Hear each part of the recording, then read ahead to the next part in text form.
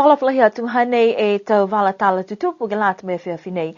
Kua omanu mo e whakamolia e tau lilifu he whano e ke pule. Mo e viri atu ai whakalau tolu ke he whakatunu whano mo e palimia.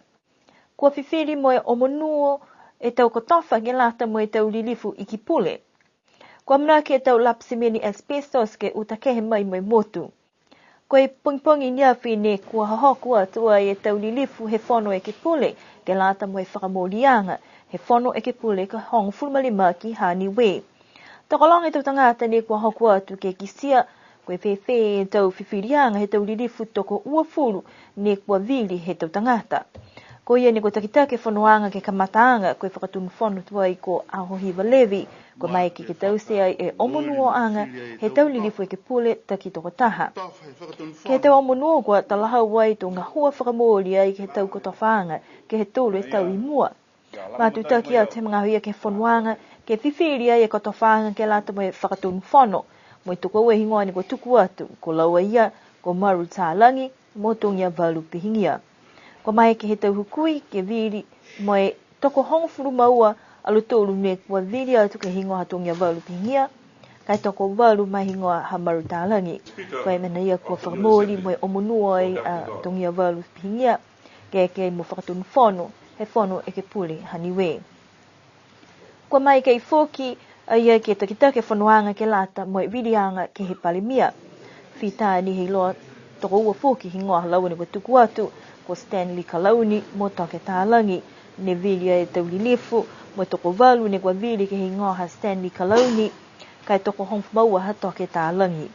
Kua kautu mo i whakatu maua ia toke tālangi ke he tuanga ko palimia he kautu mo i amana ki tō mo e whaiwhirianga whoka ia ke lata mo i tau ikipule ke hana mtukau. Ke whakausianga tau rianga ni tuku atu e tau mana tu whoki he na tua ko Stanley Kalauni ke whakau e atu ke alotolu ne whalana ki atu ke hana a hingoa pia whoki mo lautung ne vili mo e omoi hana hingoa mai kotowhanga he palimia. Whiwhiria he whono ke pule ke nākei whakise manatu whakalaulahi ke mga aho. Ia, kai toka ke hoku atu e ke whanoanga ka hau. Ne whakau se e whanoanga mo e whakamunuinanga mai he Palestini he e kalisini we ko ai folia po mani mo e whale ka mataanga he whanoanga he tau e ke pule ke hongfu malima aki. Kai hoku atu ai ke whakausianga he whono mo e whakatutala i ke tau lilifu ne ko mo e tau kotofa whakamua mo ia e whakatunu whono fōu ke hana tau manatu ke kotofa ne ko mo e ia. Ai whai manala heo ne tōsirosi pauaki ki lata mo e kotofa nei he pungipungi nei. Kai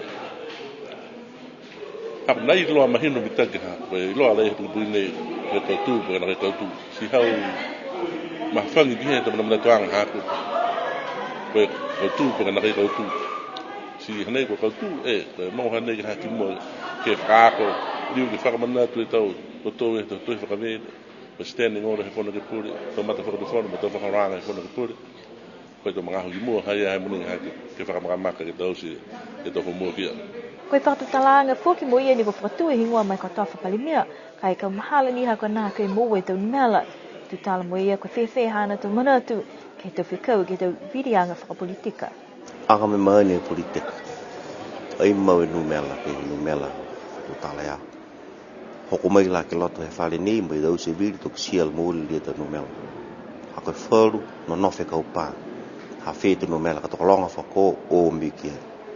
Tokolonga ta whawa o miki. Nene whakakise au nei e hongfu ma ua walu. Hako e wharu nofe ka upā ka au nei ko ki siala tūru ko tokolonga te ta whai. So watu mea ki kau alonu ta whai. Ei muka muka. E tutala me te ridifu.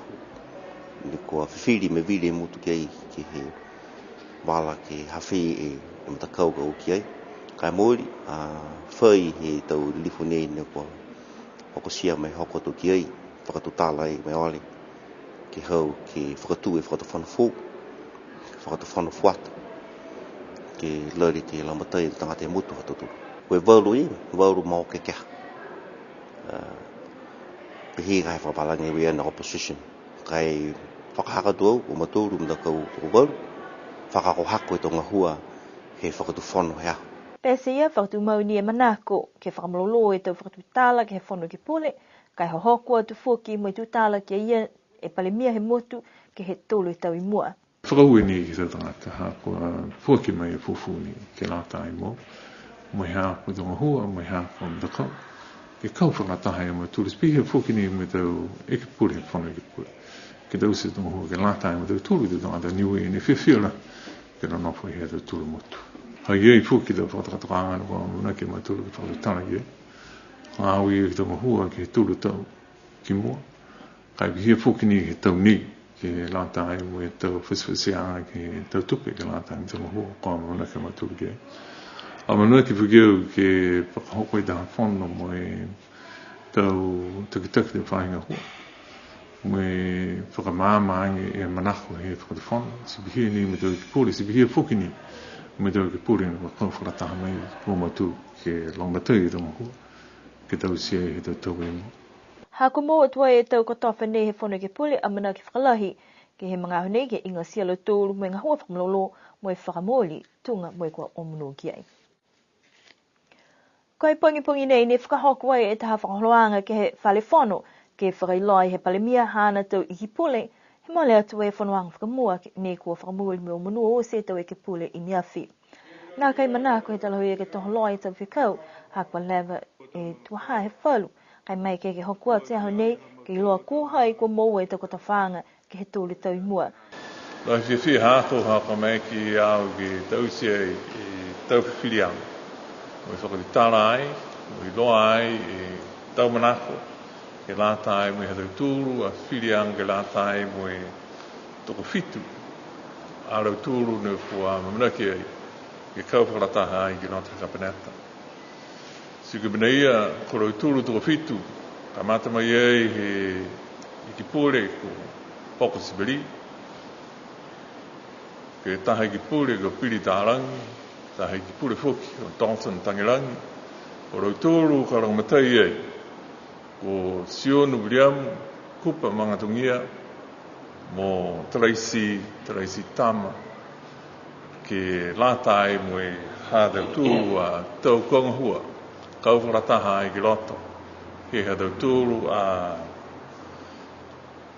kabineta, mangamatei e tonga hua ke lata ai mo e hādau tūru koutu. Koe whakatokaanga he toko tōru e i ki pule whakalataha me palemia ke whakatoa e whono i ki pule po ke kabineta. Ko hoko atu mai loa tō tumau ni e lilifu ko whakatoa sipeli ke ai mataha i ki pule.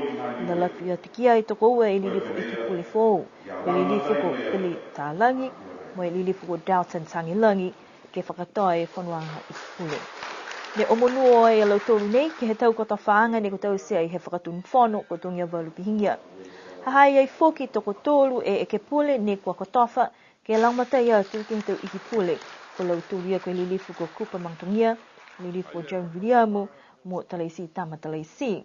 Ha kua whakatoa e tau whakaharuanga nei, mo e whakamoli te kotofa, kua mai ke he mga hone ki matake tō ngahua, mo e tau amana ki anga e whakatu whono, ke lata mai motu, ke he tōru tau ne hanga watu ki ai.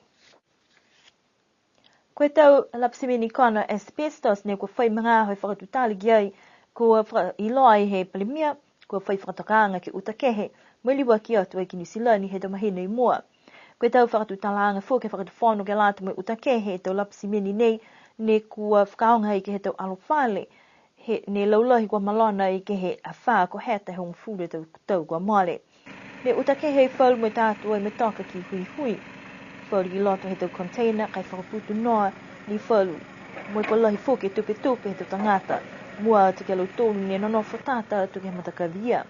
Kua hoko whau mga ahu kua tū noa i matangahua, hako tau tupe me tau kumkumianga ke puhala ke utakehe, ke taunu hipo he motu, po ke whakatoka ki moana, po ke whakawhanu ki New Zealand.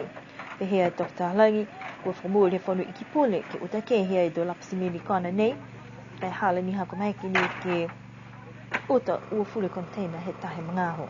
Mamana ke mautūra ko ngā nei kua maupopo te i ling hong fule container no kon repack ke mautū ke uta he tonga mahina me hau e ta tangate a ho preilea pungi ke au nona fuki ke tau container sa ngā whita mautūra daus ke lau tai mo he mautūru mamana ke angi uta tau container e ki New Zealand Moe momo e tūle tau espèce ne tae lato.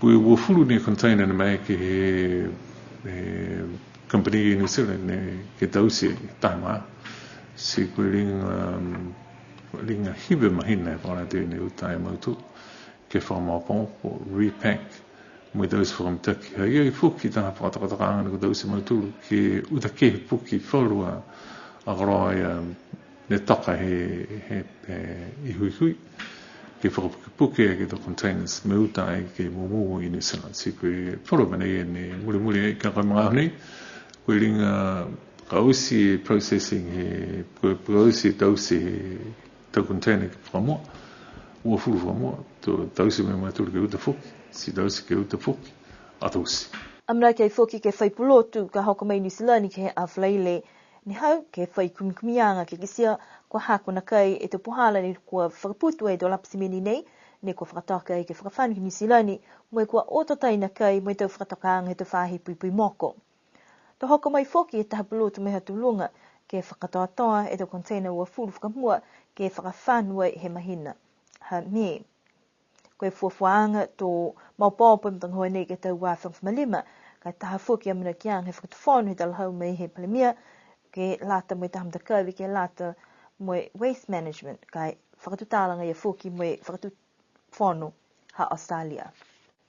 Whakausi mene e da walatala tutupu ke lata i mo FF nei amina ki ke mawhale o ke mahatapane ni hangawa tikai ua ni mo ke watuai ke he tau whakamanatuanga a hokau tau ka whakahokua he pungi ki a lofi. Kia no wha munini pō to liri wa te tolu ke whalewea foki ke whahitap ka hau. Munini pō.